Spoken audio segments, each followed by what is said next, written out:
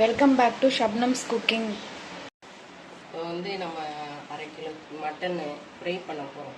அதுக்கு தேவையானது இஞ்சி, வெள்ளைப்பொடி, மஞ்சப்பொடி, மிளகாப்பொடி, இவ்வளோதான் சிம்பிளாக. இப்போ வந்து நம்ம மட்டனை கழுவி வச்சுருக்கோம், வேக போட போகிறோம். 1/2 கப்பு தண்ணி ஊற்றி வெறும் மஞ்சப்பொடி, உப்பு, அவ்வளோதான். இதை மட்டும் போட்டு குக்கரை மூடி வேக வைக்கணும். என்ன விசில் விடணுமா?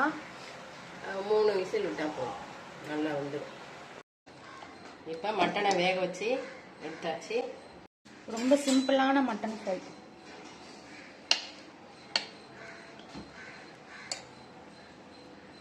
பூவாக வெந்துருச்சு, மட்டன் நல்லா வெந்துருச்சு.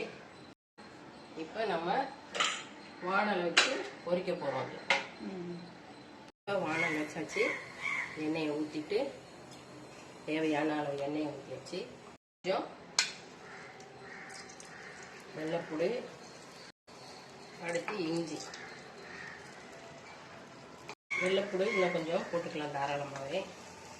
போட்டு 1 டேபிள் ஸ்பூன் இருக்குமா? ஆமாம், 1 டேபிள் ஸ்பூன் மெதுவாக அளவு வச்சு லேசாக வதக்க வச்சுக்கணும்.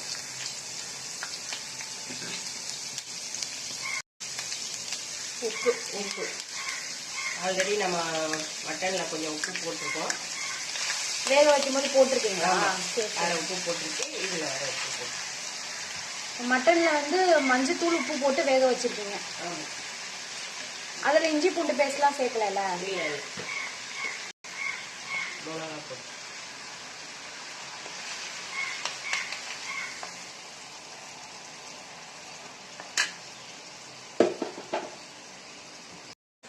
கொஞ்சம் மல்லிப்பொடி, கொஞ்சம் மல்லிப்பொடி போட்டு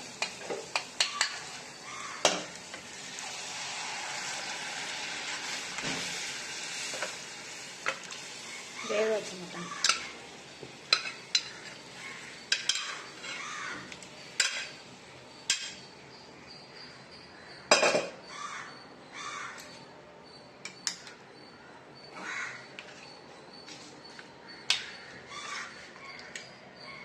நல்லா ஏற்றி விட்டு வேக போட்டு.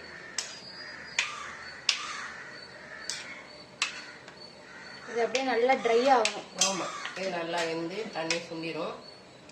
உப்பு இருக்கான்னு பார்த்துக்கோ.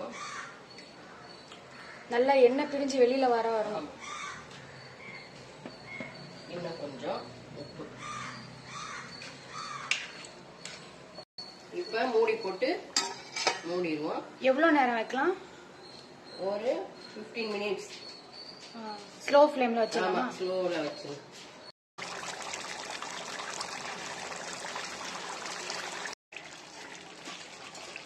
மட்டன்ல வேற ஏதாவது சேர்க்கணுமாமா? மிளகு பொடி,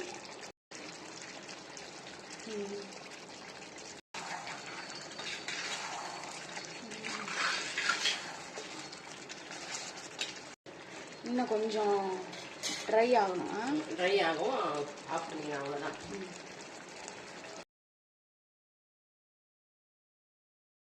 ரெடி ஆயிடுச்சா? மட்டன் ரெடி ஆயிடுச்சு. நல்லா ஃப்ரை ஆயிடுச்சு.